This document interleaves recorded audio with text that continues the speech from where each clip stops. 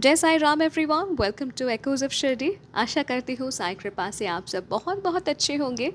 बाबा से यही प्रार्थना करूँगी कि आप सब पर अपनी रहम नज़र बाबा बरकरार रखे।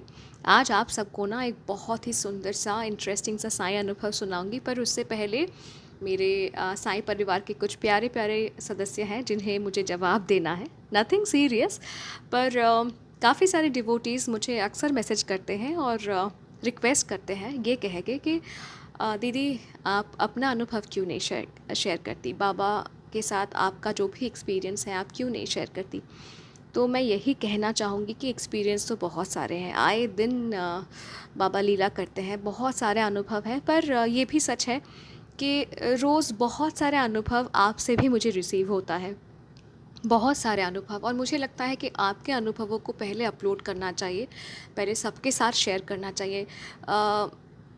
वरना आप लोग ही मुझे मैसेज करते हैं कि दीदी कब मेरा अनुभव अपलोड करेंगी दीदी, मैंने 2 महीने पहले भेजा था अभी तक अपलोड नहीं किया। सो आई थिंक आप सबका अनुभव को मैं पहले प्रायोरिटी दूंगी। पहले आप सबका अनुभव अपलोड होगा, फिर जब बाबा की मर्ज़ी होगी तब अपना अनुभव मैं आप सभी के साथ शेयर करूंगी। पर ये भी कहना चाहूँगी, रोज़ सुबह इस चैनल पे मैं साई संदेश शॉर्ट्स अपलोड करती हूँ। उसके साथ साथ बहुत सारे शिरडी से जुड़े हुए शॉर्ट्स भी मैं अपलोड करती हूँ। अगर गौर कीजिएगा तो कुछ स्टोरी टेलिंग शॉर्ट्स भी अपलोड करती हूँ जो स्टोरी नरेट करता है। और वो सारे स्टोरी टेलिंग शॉर्ट्स जो है, जो मैंने नरेट किया है, वो सारे मेरे ही एक्सपीरियंसेस हैं।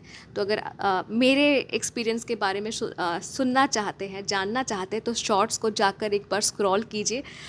अभी रिसेंटली मैंने 5 पार्ट में एक शॉर्ट अपलोड किया है, फिर 2-3 शॉर्ट साईं बाबा के स्वप्न दर्शन से जुड़ा हुआ जो है वो भी अपलोड किया है। सो काइंडली जाके एक बार शॉर्ट्स सेक्शन को सर्च कीजिए, मेरे अनुभव आपको वहाँ मिल जाएंगे। ओके, आइए सुनाती हूँ आज का अनुभव। मैम बताती हैं जब वो क्लास 6 में पढ़ती थी तब फैमिली के साथ पहली बार गई थी शिरडी। और उस वक्त उतना लगाव नहीं था बाबा से, जाहिर सी बात है क्योंकि तब वो बहुत छोटी थी, क्लास 6 में पढ़ती थी, उतना नहीं जानती थी बाबा के बारे में।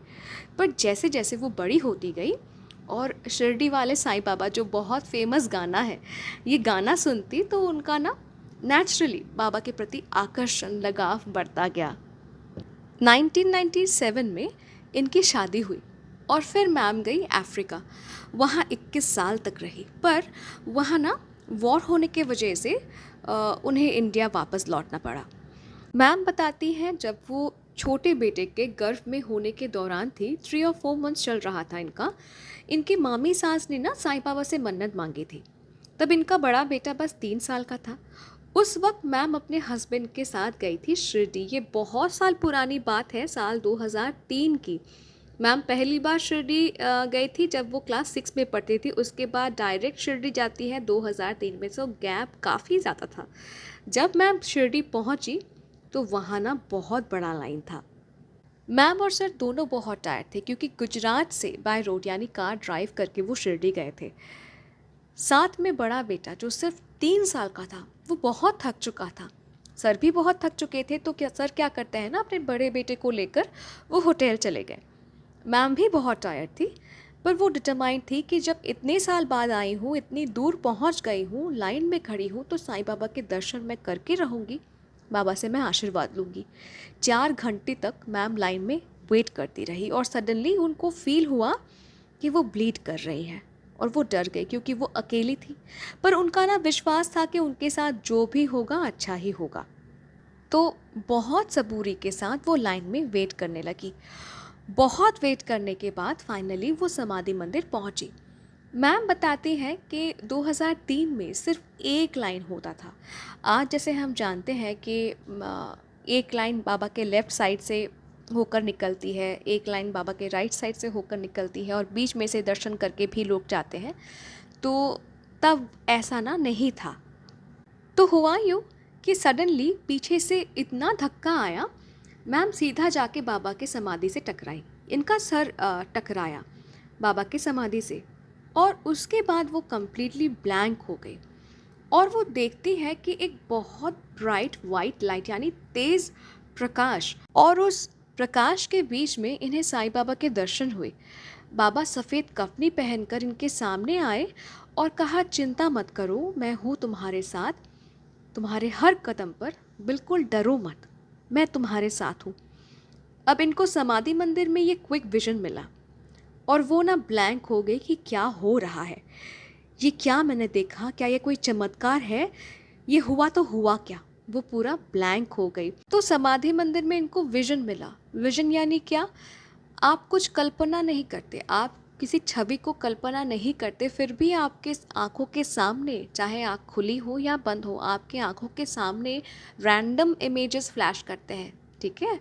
इसे कहते हैं विजन। तो मैम ने विजन में क्या देखा कि एक प्रकाश, बहुत तेज़ वाइट कलर की लाइट, और उस प्रकाश के बीच में से बाबा आ रहे हैं। बाबा इनके सामने खड़े होकर इनको कह रहे हैं कि तुम चिंता मत करो, तुम बिल्कुल डरो मत, क्योंकि मैं तुम्हारे साथ हूँ। मैम बाबा को प्रणाम करती हैं और फिर होटल लौट आती हैं। मैम बहुत ज़्यादा थक चुकी थी, क्योंकि जाहिर सी बात है इतना सारा जर्नी करके वो शिरडी आई थी। शिरडी आने के बाद लाइन में रुकी रही, घंटों पर घंटों वेट करती रही, फिर बाबा के दर्शन हुए। मोरोवर शी वॉज प्रेग्नेंट, सो वो बहुत थक चुकी थी। तो आके वो सो जाती है। सर को कुछ नहीं बताया मैम ने, क्योंकि सर बहुत टेंस्ड हो जाते, नाराज़ हो जाते कि इस हालत में तुम्हें शिरडी आने की ज़रूरत ही नहीं थी, तुम क्यों आई। तो मैम ने कुछ नहीं बताया। अब एक दिन के लिए शिरडी गए थे, तो अगले दिन सुबह सुबह रवाना हुए गुजरात। घर लौटकर मैम ने नॉर्मल जो भी घर का काम होता है सब किया। फिर काम करने के बाद मैम गई गायनिक के पास, और जो गायनकोलॉजिस्ट थी वो मैम की फैमिली से ही थी। मैम ने उनको सब कुछ बताया, तो डॉक्टर ने ना सोनोग्राफी किया। सोनोग्राफी करते वक्त डॉक्टर खुद सरप्राइज्ड हो गई और कहने लगी कि ऐसा कैसे हो सकता है, ये तो चमत्कार है। बेबी नीचे आ गया था, आपको ब्लीडिंग हुई, पर फिर उसके बाद बेबी नॉर्मल पोजीशन में चला गया। ये कैसे हो सकता है, ये तो चमत्कार है, ठीक है, डॉक्टर ऐसा कहती है। तब जाके मैम को समझ आया कि साईं ने ये चमत्कार किया, उन पे कृपा की। आप सबको याद होगा, मैंने अभी मेंशन किया था कि समाधि मंदिर में क्या हुआ था। इनको क्विक विजन मिला, जहाँ साईं बाबा को मैम देखती हैं और बाबा कहते हैं कि तुम चिंता मत करो, तुम डरो मत, मैं तुम्हारे साथ हूँ। देखिए, बाबा तो बाबा है, सब जानते हैं, जानते थे कि मैम को ब्लीडिंग हुआ, मैम प्रेग्नेंट है, फिर भी दर्शन के लिए घंटे भर, मतलब घंटे पर घंटे वो लाइन पे वेट करती रही, ताकि बाबा के दर्शन उनको मिले, बाबा का आशीर्वाद वो ले सके। थोड़ी डरी भी हुई थी कि ब्लीडिंग हुआ है, तो इसीलिए बाबा ने साक्षात समाधि मंदिर में उनको आश्वासन दिया, विजन दिया, और कहा कि तुम डरो मत, मैं साथ हूँ तुम्हारे हर कदम पे।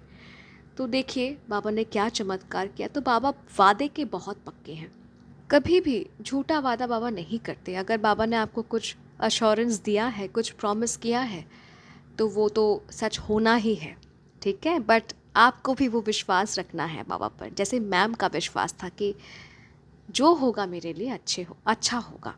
मैम बहुत बहुत धन्यवाद, इतना खूबसूरत सा एक अनुभव हम सभी को उपहार देने के लिए। Thank you so very much.